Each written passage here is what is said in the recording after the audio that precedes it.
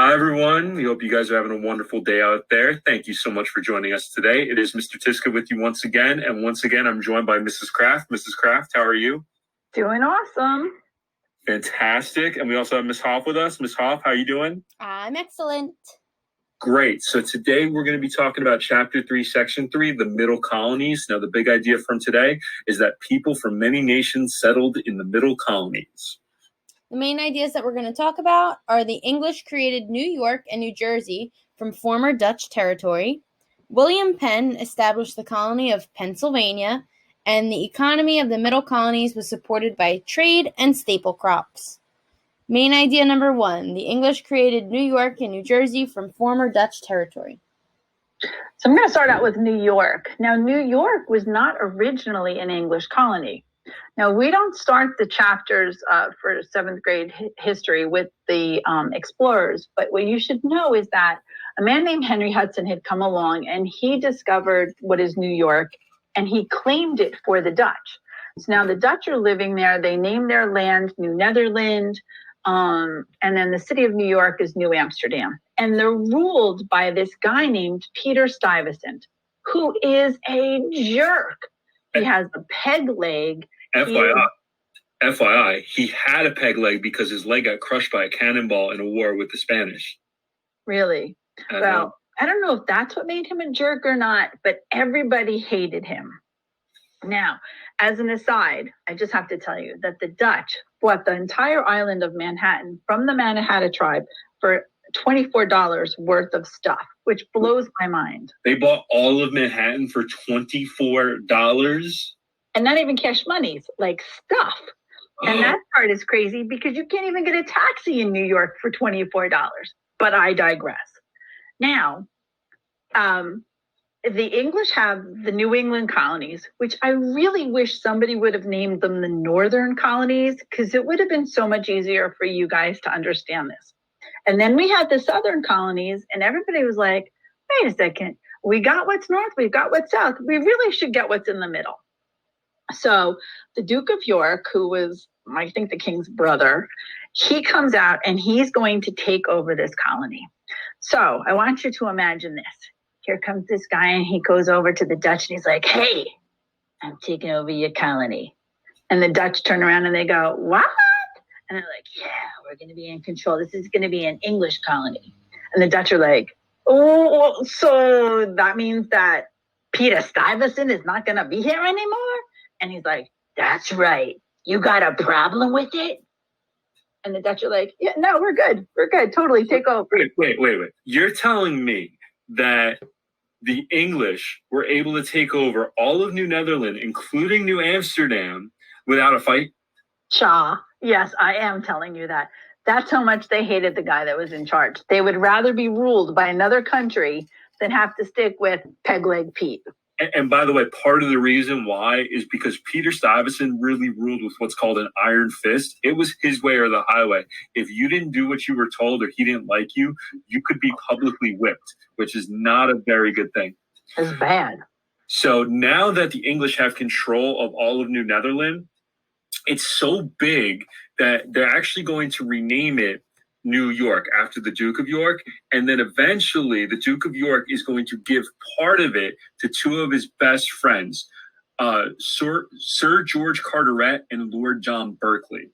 So the English are actually going to take control of this land, which is going to be called New Jersey, in 1664. And this colony occupied the land between the Hudson and the Delaware rivers. And you're going to have all sorts of people come there. You're going to have the Dutch, you're going to have the Swedish, you're going to have people from Finland, people from Scotland. And you're also going to have the creation of new religious groups, one which we're going to talk about in a hot second, called the Quakers. The Quakers are going to be in New Jersey. And so all of these people called it pork roll, not Taylor ham. It's a very good point, Ms. Hobb. A very good point. Depends on what part of Jersey you live in. So I just want you to remember, Jersey, if you could just put your hands together and think putting it forward, it's for you. So New Jersey, our great backstory is that we were a gift. All right, let's roll down to William Penn. So Take it away, Ms. Hoff. Main idea 2. William Penn established the colony of Pennsylvania. I love this one. I love William Penn because he was from a very wealthy and famous family in England, and he comes over and he starts this new religious group called the Quakers, or as they are otherwise known, the Society of Friends. And they became one of the largest religious groups in New Jersey. Now, just because they were the largest, that doesn't mean they didn't have any problems. Now, they supported nonviolence, religious tolerance. They thought men and women were equal. Crazy thought back then.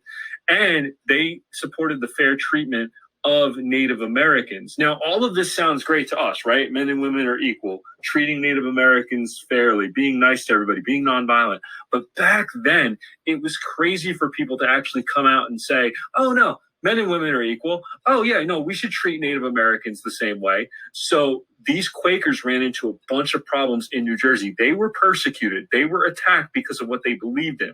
Now, William Penn, because he was from this rich and famous family in England, he was actually best buddies with the King of England at the time, who was originally the Duke of York, the same guy who took over New Netherland. Well, now he's the king, King James II. So William Penn goes to his best buddy and he says, listen, James, need a little favor. I need some land. I need a safe place for my Quakers to go. Can you do that for me? Can you do that, buddy? And King James, not only does he like William Penn, so he's going to do it, but he doesn't want any problems in New Jersey. So he thinks it's actually a really good idea for these Quakers to go to this new land. So he says, of course, William, I'm going to give you this land. Take your Quakers there and prosper. So William's all excited. He goes, great. I have this land, and now I'll call it Slovenia. And King James is like, William, I don't think that name is very good. So he says, how about you name it Pennsylvania? See, Slovenia means woods, and Pennsylvania means Penn's woods. So it kind of puts William Penn's name on it. And Pennsylvania is going to become one of the largest colonies very quickly because the Quakers were so welcoming and because they were so nice. They pretty much accept anybody, you know, whether you're Native American, whether you're Catholic, whether you're Protestant, it doesn't matter. So people are going to come and they're going to flock to Pennsylvania. And when you think about the Quakers, Mr. Tiska, they were kind of looked down upon. Like if you said to somebody back in England, my son's a Quaker, they were kind of like, ooh, he's a Quaker. Because it kind of equated with like hippies. Like if you could think of the Quakers as peace and love, that's what they were all about. And it was peace and love towards women, peace and love towards the Native Americans. Because even though the king gave that land, Penn said, I got to pay the Native Americans for the land I'm taking. I'm not just going to go in there and bully them off their land. Because remember, it's all about peace and love, peace and love. Now, because he believed in this, the city of Philadelphia actually is means the city of brotherly love. Now, when we talk about Philadelphia, even though you had Boston, which was around longer, you had Jamestown, which was around longer, Philadelphia soon becomes the hottest, most advanced city in all of the New World. Shocker. Philadelphia had paved streets. That's right. Paved. And they had lights on them. There was actually a guy that walked around at night and lit the lights so that you could see at night. They had the first hospital in America. They had 3 different newspapers. They had libraries. They had a police department, a fire department. I mean, Philadelphia was all that and a bag of chips. And a lot of it had to do with the fact that if you weren't worried about Native American attacks and you weren't worried about offending people and everybody was seen as equal, then you could achieve great things because you weren't constantly looking over your shoulder for like, oh no, what's going to happen to me? So Philadelphia became just amazing. And since Pennsylvania grew so big, that's going to actually help lead to the creation of Delaware, because you're going to have so many people in Pennsylvania that I know Mrs. Kraft and I have a little something to describe it. Okay, so now put your hands together, everybody. So your hands are folded and your fingers are interlaced. And I want you to say Pennsylvania. Mr. Tiska, say Pennsylvania. Pennsylvania. Now I want you to bring your hands out a little bit more so that your fingertips are touching. And I want you to say Pennsylvania. Pennsylvania. And I want you to bring your hands apart so that your fingers aren't touching. And I want you to say Pennsylvania. Pennsylvania.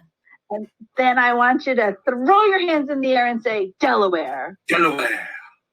So everybody do it again. You ready? Pennsylvania. Pennsylvania. Pennsylvania. Pennsylvania. Pennsylvania. Pennsylvania. Poof. Poof. Poof. Delaware. Delaware.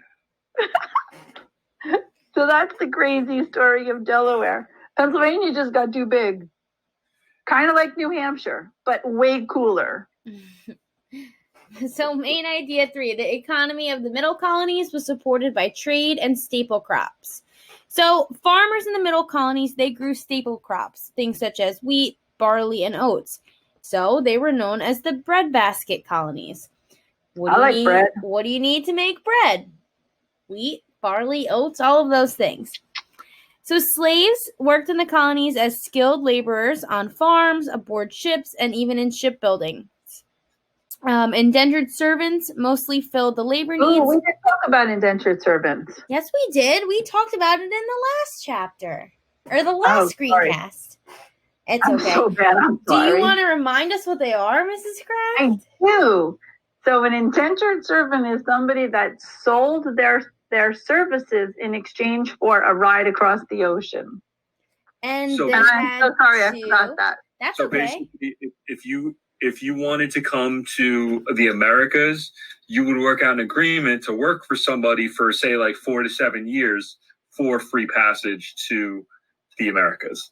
So we Yeah. had so many of these indentured servants that they filled a lot of the labor need because remember they had to work off that free trip over to the Americas. Trade was also very important in the middle colonies, and merchants from places like Philadelphia and New York City that were like the big hubs, they sent goods to Britain and the West Indies. And then women's contribution. So some women, they ran farms and businesses. Some even were able to practice medicine, and they worked as nurses and midwives, especially in Pennsylvania and Philadelphia, where they had that first hospital. And most women still primarily worked in the home, managing the household and raising the children. That's it. So I believe that's it for us today. Mrs. Kraft, do you have anything else you want to add? No, I hope you guys had as much fun as we did. Oh, I hope so too. Miss Hoff, anything? Nope. Have a great day, everyone. Have a fantastic day, guys. We'll talk to you soon.